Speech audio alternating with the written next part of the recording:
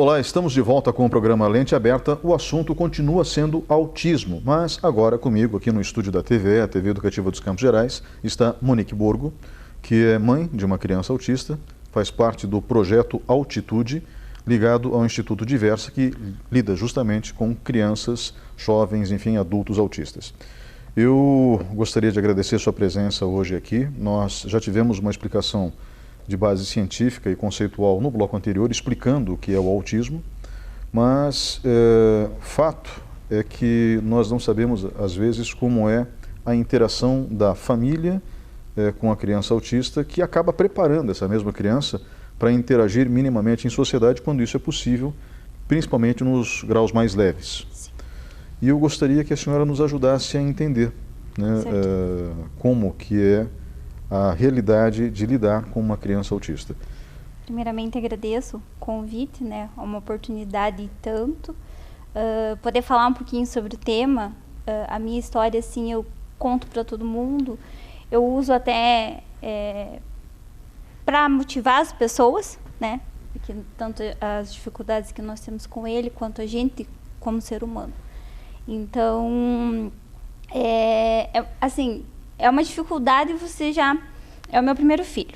Então, é uma dificuldade você ter um membro novo na casa, né? Quando você planeja, quando você vira mãe, quando você vira pai, que você forma a sua família, já vem... É tudo legal, é bonito, mas já vem algumas dificuldades também, né? Natural. E quando você recebe uma criança que precisa de uma demanda a mais, né? Que precisa de algo especial, aquilo vem como um baque. Nós, graças a Deus, assim, eu tenho uma família muito estruturada, então nós recebemos muito apoio dos amigos, da família. E nunca notamos, vou ser sincera com você. Então hoje eu já noto em outras crianças, eu observo mais do que eu observava o meu filho. Não que eu era uma mãe desatenta, mas eu nunca convivi anteriormente com ninguém com o autismo, portador do transtorno. Então ia ser muito difícil realmente identificar. Então hoje quando eu vejo, eu tenho 2 sobrinhos de alguns meses, um sobrinho. Hoje eu já observo mais eles do que eu observava o Arthur. Uma pergunta que a médica fez para mim, se eu lembrava se o Arthur olhava nos meus olhos quando eu amamentava. Eu amamentei ele até 8 meses. E é uma coisa que eu não conseguia lembrar. Hoje eu já observo e observaria se eu tivesse um outro filho. Então, quanto família, a dificuldade é grande. O Arthur ele foi diagnosticado com 2 anos e 2 meses, hoje ele tem 3 anos e meio. Nós notávamos que ele tinha algumas diferenças, né? Assim, parecia uma hiperatividade, um pouco mais agitado. Às vezes ele começava a rodear em torno dele mesmo, como até eu brincava que parecia um cachorrinho, né? Brincando com o rabo, porque ele corria em volta dele mesmo e eu achava que era uma brincadeira, que era para chamar atenção. Outra coisa, ele andava muito na ponta dos pés, ele fazia o movimento do flip, mas eram coisas que eu desconhecia. Então eu achava que era brincadeira, que poderia ser normal dele, né? Que como o autismo ele tem as estereotipias, né? Os movimentos estereotipados. Um deles seria ele ficar girando em torno dele, o flip, que é o movimento das mãozinhas, e ele sempre Como foi... que é esse flip? O flip? Ficar assim, ou fazer assim. Se você assistir alguns filmes de autismo, balançando as mãozinhas. O autista, quando ele está numa crise, ou ele está num ambiente que ele não está se sentindo bem, que ele está num momento de desconforto, ele pode fazer o flip, ou alguma estereotipia, no caso, que essa estereotipia ela serve para ele... É o mundo dele, é o jeito dele de tentar se colocar no lugar de volta. Perfeito. Né? Você mencionou a questão de amamentar a criança olhando ou não nos olhos da mãe. O que significa isso? O contato visual. Né? Então, assim, o contato visual é a primeira coisa que os especialistas notam e observam na criança, né? Se ele faz o contato visual. Então, assim, são coisas que eu não consigo lembrar. Mas o Arthur ele não fazia muito contato visual assim, do tempo que eu consigo lembrar assim, um pouco mais já gatinhando, andando, que ele já estava um pouquinho maior. Ele não tinha essa afetividade. Eu até brincava, falava, parece que ele não sabe que eu sou a mãe dele, né? Porque ele não tinha esse carinho, aquela criança que a mãe sai de perto e chora, aquela coisa de sentir a falta da mãe, né? Mas eu achava que era da criança, né? De repente, cada criança tem o seu jeito e esse era o jeito dele. Depois eu vi que não, que essa dificuldade da afetividade também era do transtorno dele. Ele tinha muita dificuldade em ficar próximo às pessoas. Por exemplo, minha família, se nós estivéssemos reunidos na sala, conversando, ele sumia. Ou ele vai para o quarto, ele vai para fora, ele sai do ambiente, ele não fica, porque é como se todo mundo estivesse falando ao mesmo tempo na cabecinha dele. Mas isso também era uma coisa que eu não notava assim como podendo ser do espectro autista, né? Então, é bem difícil de você notar, porque como nós sabemos, os autistas, em cada um tem características únicas, não é padrão. Existem algumas características muito parecidas, mas não é uma coisa padrão de dizer, o meu filho autista é igual ao outro, ao outro, ao outro. Você pode ter 2 filhos que eles nunca vão ser iguais, né? Mesmo sem o autismo. Então, cada pessoa é única, né? Nós somos diferentes. A escola do Arthur, queria falar um pouquinho da escola, recebeu muito bem o diagnóstico. Também fazendo um acompanhamento, a escola oferece para ele um acompanhamento no contraturno, que é com uma neuropsicopedagoga, que faz um acompanhamento junto com as professoras de sala, para ajudar na aprendizagem dele. No primeiro momento ele teve muita dificuldade na escola, e uma adaptação bem difícil. Com os colegas também, ele não tinha interação, não gostava de toque. O Arthur não gosta de toque, né? Muitos autistas são sensíveis ao toque.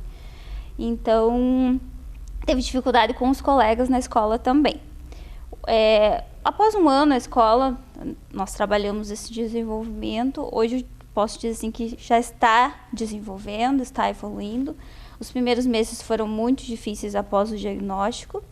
É difícil, né? Porque você pensa, tem vida, mas como é que vai ser a vida agora? Até pensando no futuro. Como eu, voltando um pouquinho à escola, a escola ela dá um apoio muito grande nesse sentido em relação às crianças.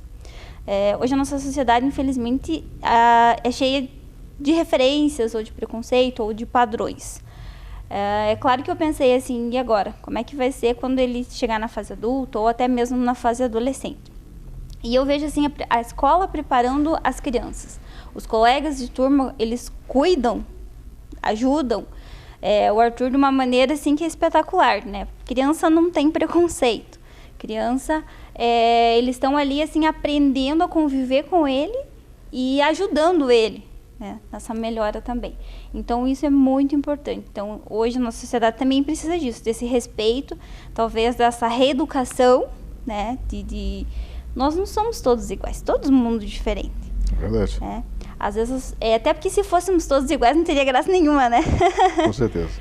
Então, às vezes as pessoas falam, uma criança, como que compara o Arthur com uma criança normal? Cada um tem o seu normal. Verdade. Né? Então, assim, não sei esse o termo, mas às vezes as pessoas acabam confundindo, não sabem como falar com o pai e a mãe também, né? Eu entendo porque é muito difícil, você não sabe como fazer uma referência ao pai e à mãe também. Então, hoje a nossa sociedade, ela precisa de uma readaptação nesse sentido, né? De inserir as pessoas diferentes, somos todos diferentes, aceitar essas diferenças, aceitar que, de repente, o meu filho ele não quer ser tocado por você, não é que ele não gosta de você, mas ele não quer o teu abraço, porque da personalidade e do transtorno dele. Então, como eu falei, nossa vida mudou muito. Minha vida como mãe, meu marido, a minha família toda, a gente vive em torno dele. Ele faz terapia 4 vezes por semana. Ele tem acompanhamento da escola um dia. Nos outros 3 dias ele faz acompanhamento com psicólogo, com um terapeuta ocupacional e com fonoaudiólogo. Porque o Arthur também tem a dificuldade de fala. Então o Arthur ainda não consegue conversar, não consegue se comunicar. Com 3 anos e meio ele não consegue nem pedir comida ainda, né? Mas tudo isso assim foi criando também a expectativa de tentar conversar com outros pais, que foi aonde surgiu o projeto, né? projeto Altitude, para que a gente pudesse trocar experiências, né? Então, trocamos experiências com mães que têm filhos de 14, 15, 18 anos, né? O meu tem 3 aninhos, então é uma experiência e tanto, essa troca é maravilhosa. Nós temos um menino que ele tem o transtorno do espectro autista e está participando conosco, de 18 anos, então ele acaba, olha, eu não gosto disso, olha, quando os meus colegas na escola fazem isso, eu me sinto mal. Então, ele acaba colocando as situações para nós, isso é muito importante, né? Então, e também dá um apoio para os pais, porque todo mundo pensa na criança, vamos pensar na criança, isso falando no meu caso, mas o pai e a mãe também precisam de um apoio. Verdade. Precisam e muito, porque assim, tem que ser muito pai e muita mãe para aguentar, porque realmente a dificuldade é enorme, às vezes você tem vontade de sumir, de desistir, tudo isso que acontece na vida da gente, mas você sabe que a demanda dele é maior. Então, assim, o amor que nós temos, independente de como ele viesse, nós íamos amá-lo do mesmo jeito. Se alguém me perguntasse se quer devolver, não devolveria e faria tudo novamente por ele. Monique Borgo, que é mãe de uma criança autista, de um menino chamado Arthur.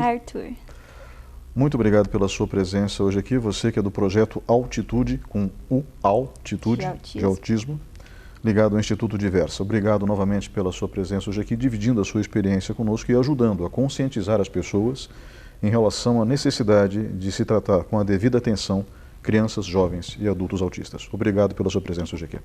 Obrigada. Nós vamos agora para um breve intervalo e voltamos em instantes.